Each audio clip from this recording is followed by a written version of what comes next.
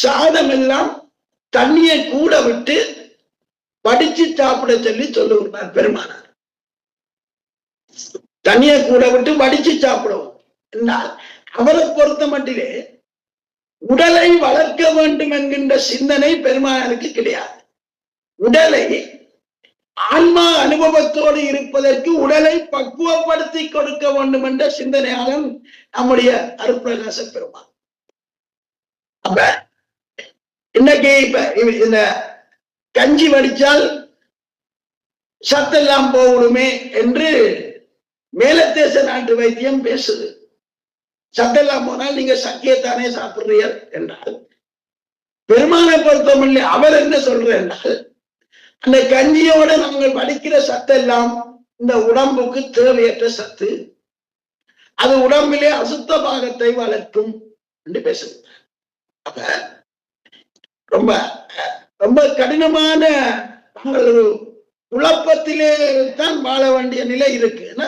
எல்லாரும் அங்க போனால் வைத்தியர் நீ ரைஸ் குக்கர்ல போட்டு சாப்பிடணும்னு சொல்ற, வள்ளல் பெருமான் இப்படி சொல்ற. என்ன செய்யலாம் நாங்கள் என்றால், எங்களுக்கு கொஞ்சம் விழிப்புணர்வு வந்து நல்ல சத்விசாரங்களை கேட்டாதான் இதுல எங்களுக்கு ஒரு தெளிவு பெறும். அப்ப தெளிவு வந்தால்தான் எங்களுக்கு பெருமானாருடைய ஆகார முறையிலே ஒரு நம்பிக்கை வரும். அவரை பொறுத்த மட்டிலே இந்த ஆகார ஒழுக்கங்களை அடிப்படையில இருந்து சிந்தித்தால் உடலையும் உயிரையும் தூய்மைப்படுத்துகின்ற சிந்தனை தான் கனவிலும் நனவிலும் பெருமானார். அதனாலேதான் இந்த உடலை சுத்தப்படுத்துகிற சிந்தனை. இப்ப நிலத்திற்கு கீழே விளைகின்ற கிழங்கு வகைகளிலே கர்ணக்கிழங்கு மட்டும்தான் பயன்படுத்தப்பள்ளி சொல்றேன். ஆனால் இலங்கையில கூட ஒரு காலப்பகுதியில மரக்கறிகளுக்கு எல்லாம் ஏராளமான தட்டுப்பாடு வந்தது. அப்ப நாங்கள் இந்த உருளைக்கிழங்கை பயன்படுத்தாமல் கறி சமைக்க முடியாத நிலை. ஏன்னா மற்ற மரக்கறி எல்லாம் இல்லாம போய் விலியல் எல்லாம் இந்த கொரோனா கால பகுதியெல்லாம் பெரிய கஷ்டம் வந்தது. அப்ப இந்த உருளைக்கிழங்கை தவிர்க்க முடியாத நிலை வந்துட்டுது. ஆனாலும் நாங்கள் இதை உணர்ந்து மற்ற மாதிரி மரக்கறிகள் கிடைக்கின்ற போது நாங்கள் உருளைக்கிழங்கை தவிர்த்து கொள்ளலாம்.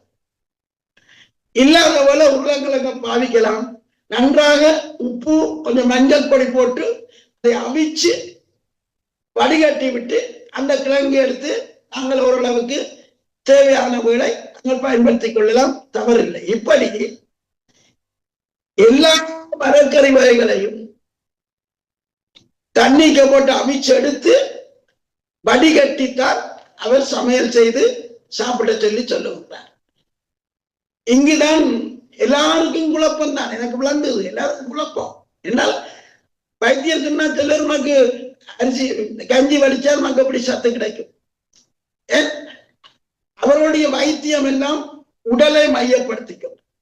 உடலை மையப்படுத்தி தான் அவருடைய வைத்திய முறைகள் இருக்கு. மேலத்தேச நாட்டு வைத்தியம் வந்து ஆத்ம நிலையில இருந்து சிந்திப்பார். ஆத்ம நிலையில இருந்து மிகவும் தெளிவாக தான் பெருமானை பற்றி நாங்கள் சிந்தித்தால் அவர் ஒரு ஆன்மீக பொறியியலாளர்.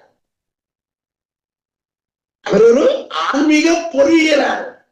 நுணுக்கமாக இந்த உயிர் இயக்கங்களை எல்லாம் அந்தந்த இடத்தை எப்படி எப்படி நட்டமடைகின்றன, எப்படி எப்படி நட்டமடையாமல் மேலே ஏற்றவனும் ஏற்றி அந்த அருளை பெற வேண்டும் என்பதை ஒரு நுணுக்கமான பொறியியலாளராக அந்த பெருமானாருடைய பொறியியல் தன்மைக்கு அந்த ஆன்மீக பொறியியலை பற்றி இந்த உலகத்திலே யாரும் பேசாத விடயங்களை வள்ளல் பெருமான் பேசியிருக்கின்றார்.